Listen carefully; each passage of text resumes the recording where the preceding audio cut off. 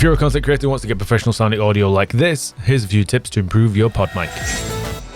Before we get started though, I just want to give a huge shout out for RODE for sending over the brand new white pod mic as well as the rest of the white audio range, which looks really clean. And if you want to check it out yourself, I'll leave it in the description down below. But let's get started improving your microphone. Firstly, before we do any software changes like EQ, compression, whatever, we need to make sure that our microphone is set up in the correct position. So make sure you have it on an arm so you can get it close to your mouth, and also try and only have it about a fist distance away from you, 6 inches at the most, because that way it'll cut out a lot of the background room sound as well as increase the bass and clarity in your voice. The next thing you want to do is to open OBS or some type of audio editing software, because that way when we're making changes in the GoXLR software, we can look at the audio meters here and make sure that all our volumes are set up correctly. Speaking of the correct volume though, the first thing you want to set up is the input gain of your microphone. So with your microphone positioned correctly near your mouth, heading over to the GoXLR software and then click on the microphone setup button. Once the microphone setup window is open, you want to choose the correct type of microphone. So if you're just using the Podmic and the GoXLR, choose dynamic, but if you're using a cloud lifter as well,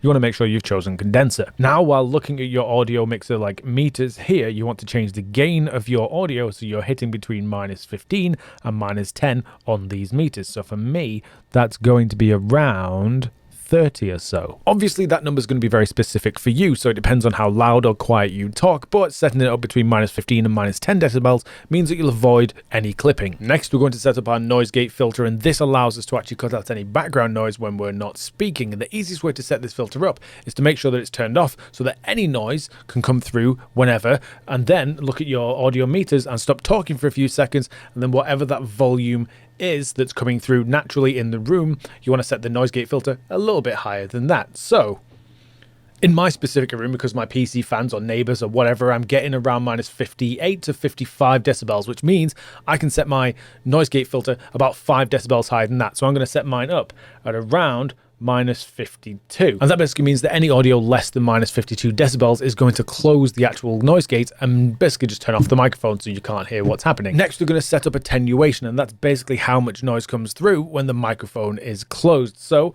100% attenuation means that nothing is completely silent when there's no noise coming through this microphone. But you can set it a little bit lower, down to like 80-85% or so. And that means that you'll get a tiny bit of very quiet room sound, which will make it sound a little bit more natural and less jarring when you start talking. The attack setting is basically how quickly the microphone turns on when you actually start speaking. So for me, I want that kind of quick, but not as quick as possible. So I have it as 50 milliseconds or so, just so it's not the lowest it can possibly go. And then release is obviously going to be the opposite, and how long it takes to close once you actually stop speaking. So for me, I like to have that at around half a second to 2/3 of a second or so. So you get a nice kind of fade out instead of it being very jarring, just sudden close.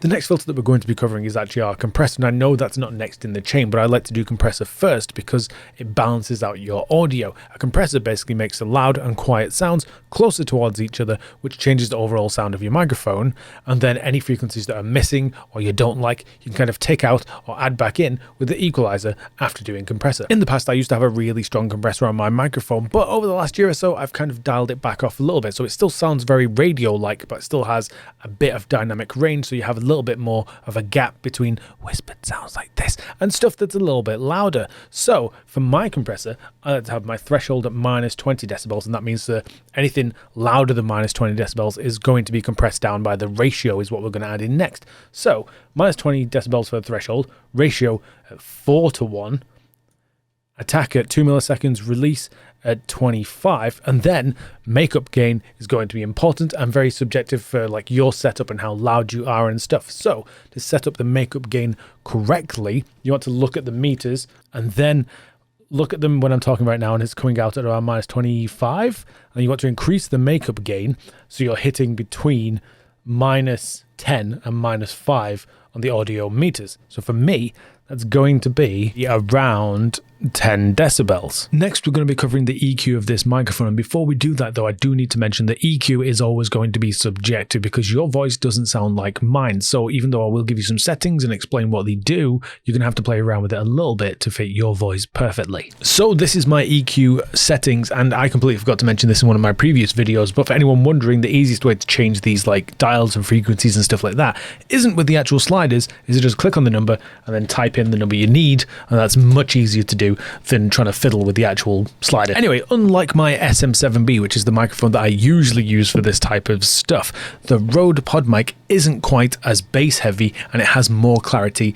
in the high end than the SM7B. So my EQ for this is a little bit different from my normal microphone. So personally, I remove some of the sub bass. So anything lower than 80 hertz is going to be classed as sub bass because it's going to be deeper or lower down than a human voice. Basically, anything that's in that range is going to be like AC noise, a fridge in the background, rumbles of cars going past. So you want to remove anything kind of below 80 hertz. So I have my 30 hertz at -5 and then 63 hertz at -3. And then when we get to 125, that's heading more towards human bass tones. And as I said, this isn't quite as bassy as the SM7B. So personally, I like to increase the bass a little bit at this kind of frequency. So for vocal bass frequencies, I increase it by 2 here, but obviously play around depending on your voice. And then in the mid-range, between 250 and 1000 kilohertz, this is what's going to cause like a boxy, nasally kind of sound, and it doesn't sound very good. So scooping this out a bit helps to remove unwanted frequencies. So personally,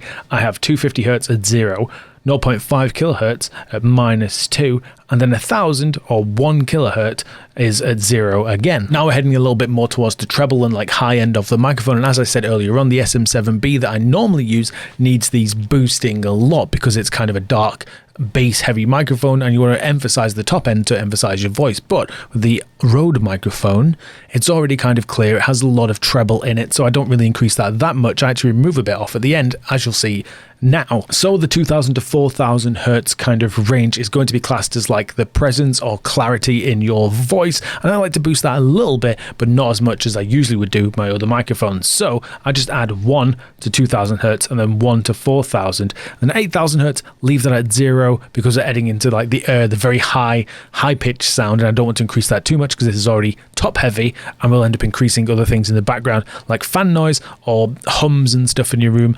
Don't really want to have that. So 8000 at 0, and then finally at 16 I remove some of the high ends off this microphone, so I put that down to -5. Something I always forget about these videos is the fact that the GoXLR Mini has less frequency bands than the full-size GoXLR. So if you have a Mini, these are the settings that I would use for the EQ instead, so you get something that's roughly the same. Speaking of different sizes of the GoXLR, one thing the full-size has that the Mini doesn't is actually a De-esser, and I like to have mine set at around 35 to 40 or so, and by having this set around there, that's going to help take some of the harshness from the sibilants, which is those like hard S sounds that you hear in your voice sometimes. If you've been following along this entire video so far, you would have changed your microphone from sounding kind of flat and generic kind of like this to something a little bit more professional sounding like this instead. And sure, you can kind of end it here, but there's 2 things that you could potentially do to make this microphone sound a little bit better for your content. First of all, if you're a creator that struggles with plosives like P's and B sounds, picking up a windshield pop filter like this, pop pop popsicle, will help avoid that horrible hitting your microphone. If you're a creator that creates live, it's a good idea to add a limiter to your microphone so you can avoid any distortion and clipping and peaking and blowing your audience's eardrums out. So here's a video I made about my favorite limiter. You can check that out, and I'll see you all in the next one.